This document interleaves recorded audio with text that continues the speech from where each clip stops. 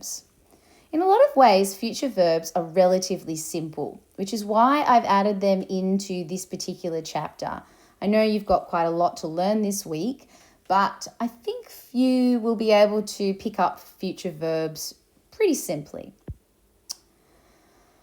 We've spoken about a number of different types of verbs up to this point. We talked about our present active indicative verbs, so verbs that are in the present tense, verbs that are active voice, so I am loosing. The passive voice would be I am being loose, so it's an active voice, present tense, and indicative, it's a statement. Luo, I loose. Lues, you loose. Lue, he, she, or it is loosing. Luamen, we loose. Luete, use loose. And luusen, they loose. This is our present active indicative of luo. In order to change a verb from the present tense into the future tense, it is pretty simple. All you need to do is add what we call a tense formative.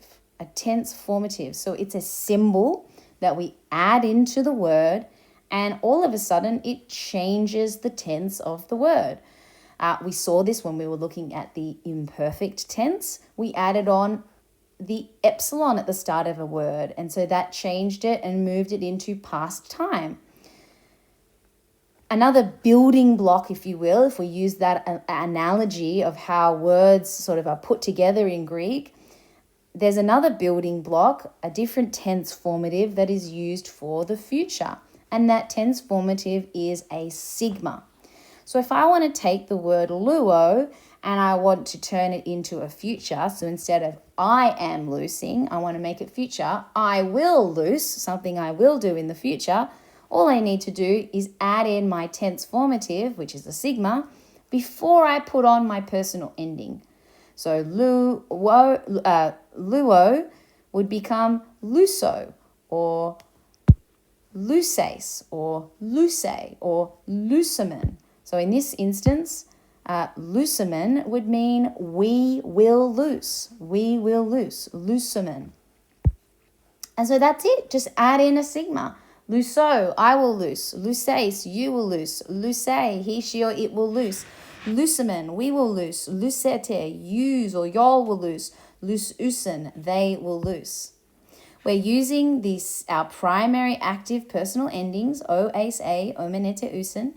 And you'll notice there that it says that we always use these endings if we're in the present tense or the future tense, which is why we use these endings, because these are the endings that we use when we're in the indicative mood and we're using the active voice and we want to say something either in the present or the future tense. What about if I want to talk in the middle? So I want to say something about releasing or loosing myself. Again, I use my primary middle passive endings, my, a, tai, ometha, este, ontai. And all I need to do is add in a sigma. Lusomai, luce, lucetai, lusometha, luceste, lusontai. And by adding in that sigma, that tense formative, it changes the meaning of the word. It changes it from present tense to future tense. And all of a sudden I got, I will release myself. You will release yourself. Lucetai, he will release himself. Lusometha, we will release ourselves. Luceste, you will release yourself. Lusontai, they will release themselves.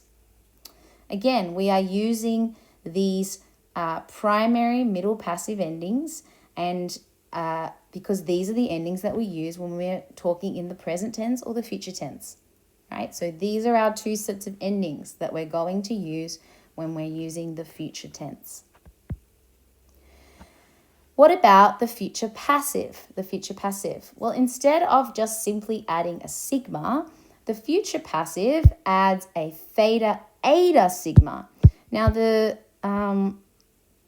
writers of our textbook say that when they see a theta, I don't know if this is helpful, but when they see a theta, they try to think of someone relaxing in an easy chair, And so that for them is a way that they remember, Oh, I see the theta. So it's not just a sigma, it's a theta, eta, sigma. Oh, this guy's relaxing. He must be very passive. I must be in the passive tense, passive tense. This is going to be me in the future. I'm going to be relaxing on my recliner chair. And so we take those same endings and now we just add in a different tense formative. Luthesomai, luthese, luthesetai, luthesometha, lutheseste, luthesontai. Same endings, but with a slightly different tense formative. And that's the future. Luso, I will loose, future active. Lusomai, middle, I will loose myself, and the future passive. Luthesomai, I will be loosed. It's passive. I will be loosed. For some words, while they are very much regular, they do have a few extra things that we need to consider. For instance, we spoke a couple of weeks ago about contract verbs. Contract verbs. You might remember that contract verbs are verbs like agapa or poieo or pleroo. Now, we still add our sigma. Here's our sigma. Oh, sorry, I don't know what's happened to the slides there. We still add our sigma. The only thing to just bear in mind is that when a word like agapa, when you add that sigma, all of a sudden, don't know why, for some reason, before we add our sigma, we add our personal ending, but for some reason, that vowel, that contract vowel that we learnt about a couple of weeks ago, it gets longer.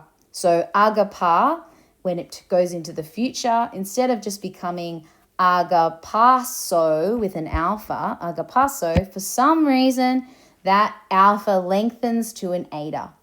Same with poieo. When poieo goes into the future, it becomes poieso.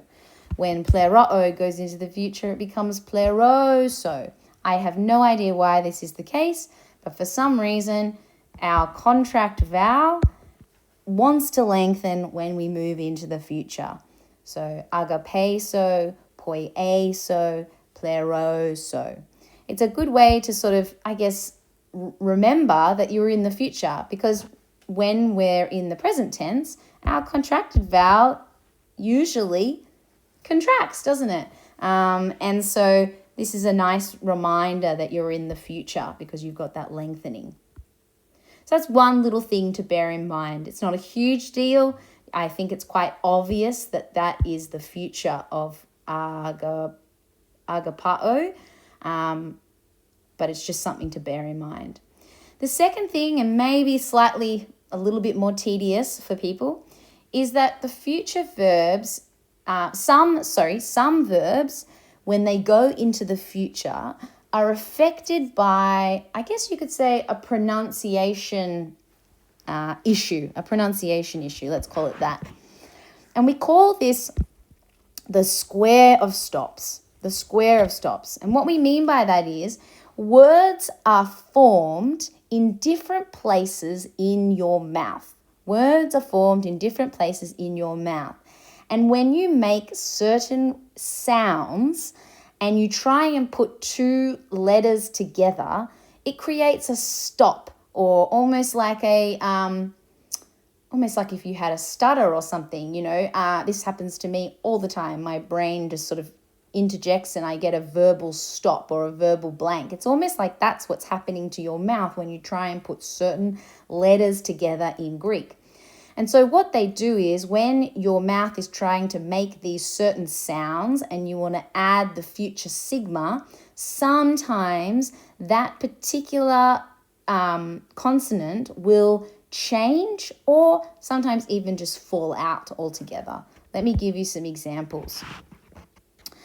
Words that end with a tau or a delta or a theta are what we call dental words, okay? So they're dental sounds. If you make that sound, make a t t t t t sound, or a d d d d d sound, or a th th th th th sound.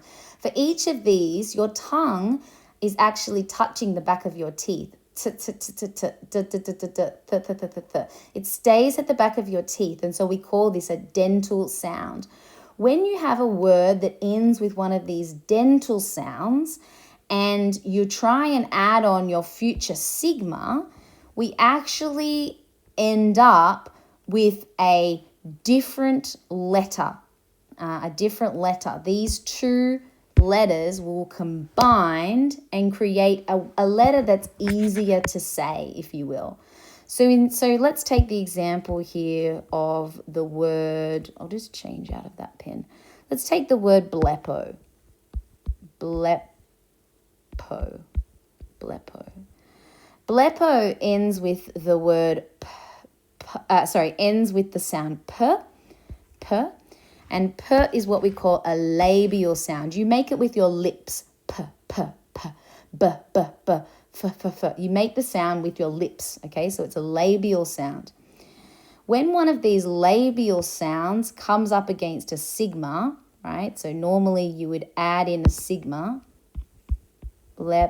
so instead of just adding the sigma straight in, what the Greeks do to make it easier to say is that they actually combined these two letters with a letter that actually makes the sound ps.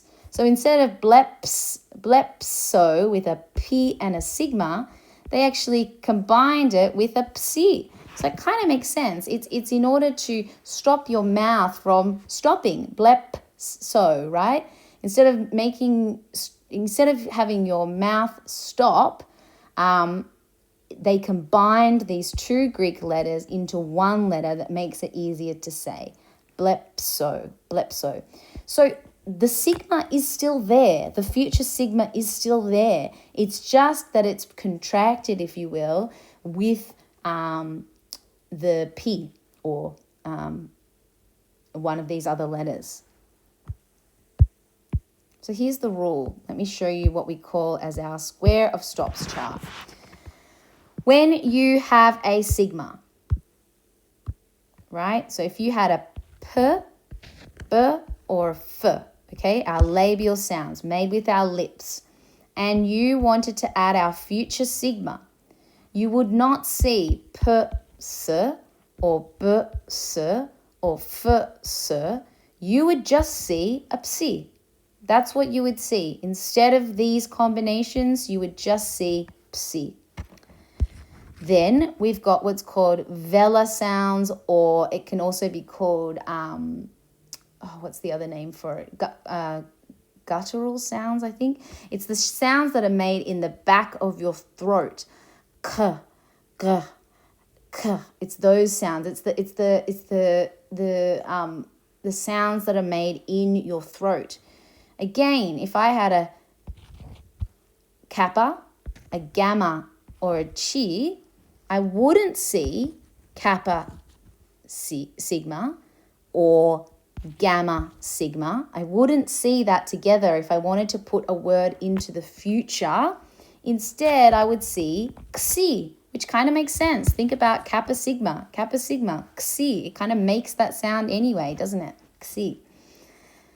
And then our last example is our dentals, the words that are made at your teeth or with your tongue touching your teeth, t, d, and th. When you try and add a sigma to these, you're not going to see t, th, or d, s, or th, s. Actually, this is just going to drop out and you're just going to be left with a sigma on its own. So dentals, you've got the letter drops out, t, d, th, and we're just left with our sigma. The vela, k, g, k, the buns made in your throat, turn into a k, xi, kappa sigma, xi. And the labials, the ones made with your lips, p, b, f, you end up with p plus a sigma, psi. So that is the rule for the square of stops.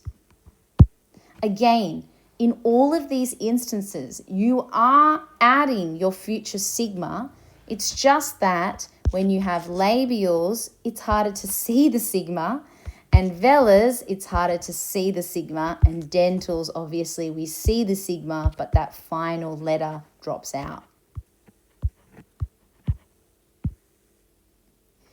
So, a word like sozo, it's got that z sound, sozo.